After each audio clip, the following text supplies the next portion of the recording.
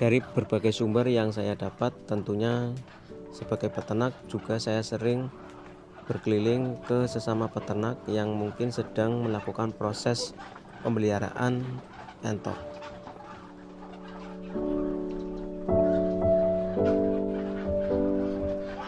Banyak pendapat di kalangan peternakan entok bahwa ternak entok itu sangat lumayan menjanjikan ya teman-teman.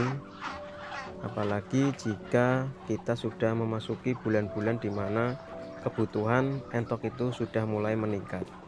Semisal di bulan-bulan Januari seperti ini, itu sudah mulai banyak permintaan dari luar kota, baik dalam kota itu lebih banyak dicari entok-entok yang sudah siapan.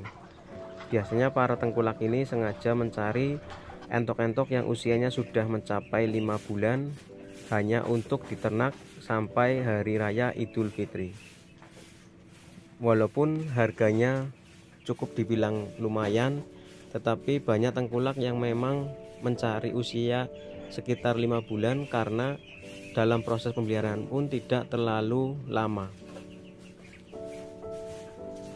dengan tujuan agar nanti di hari raya Idul Fitri para tengkulak ini tidak kehabisan stok entok yang sudah siap dipotong. Permintaan ini akan naik jika para pelancong yang hidup di Jakarta itu pulang kampung di hari raya Idul Fitri. Biasanya mereka lebih milih daging entok ketimbang ayam broiler.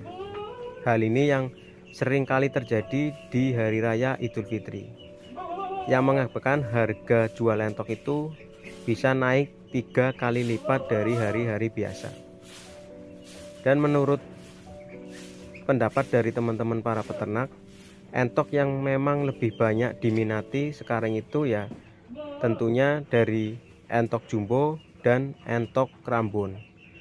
Tetapi perbandingannya itu lebih banyak jenis entok Rambon.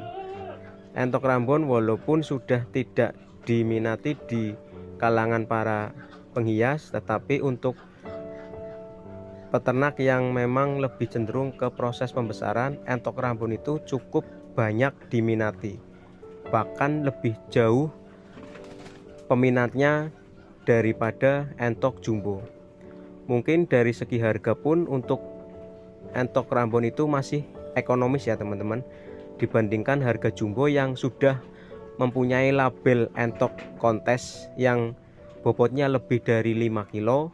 Mungkin untuk proses penjualnya pun mungkin agak mahal ketimbang entok Rambon.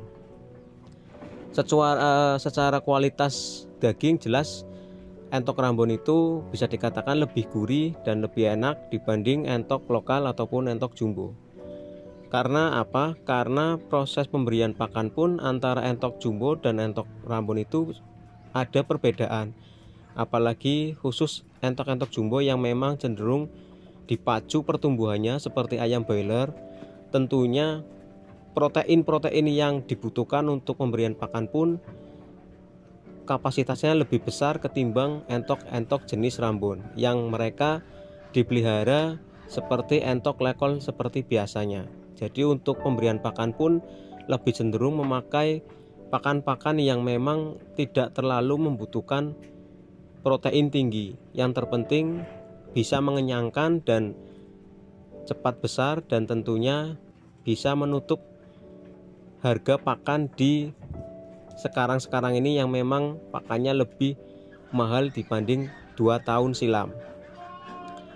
Entok Rambon itu mempunyai ciri-ciri yang sudah banyak di kalangan teman-teman itu sudah mengetahui bahwa ciri-ciri entok Rambon biasanya lebih cenderung ke kaki warna kuning dan paruh itu berwarna pink, serta memiliki bulu yang variatif seperti warna silver, kelawu, dan mungkin masih banyak lagi warna-warna yang memang dikhususkan lebih ke Rambon. Beda dengan entok jumbo yang memang cenderung mempunyai ciri besar, leher panjang, dan warnanya itu lebih cenderung ke warna putih. Hal ini sangat mempermudahkan para peternak apabila mencari indukan atau mencari bibit entok yang usianya masih muda. Bahkan untuk yang masih meri pun, masih anakan, itu bisa dilihat dari corak warnanya yang biasanya lebih mengandung warna silver. Untuk pertumbuhannya pun tidak kalah jauh beda ya teman-teman untuk jenis entok Rambon ini. Makanya banyak di kalangan peternak pembesaran itu lebih memilih entok Rambon ketimbang entok jumbo, khususnya yang memang main di pembesaran. Makanya tidak heran jika entok Rambon itu lebih stabil di pasaran ketimbang entok-entok jenis lainnya seperti jumbo, entok hias milenial, dan entok jenis hias lainnya. Ini sangat bagus untuk kita sebagai peternak, menjadi referensi untuk mengembangkan peternakannya, terutama di peternakan entok jenis pembesaran. Selain entok Rambon itu memang lebih stabil di pasaran, untuk harga DOE atau anakan entok pun dibilang sangat murah atau masih terjangkau untuk para peternak.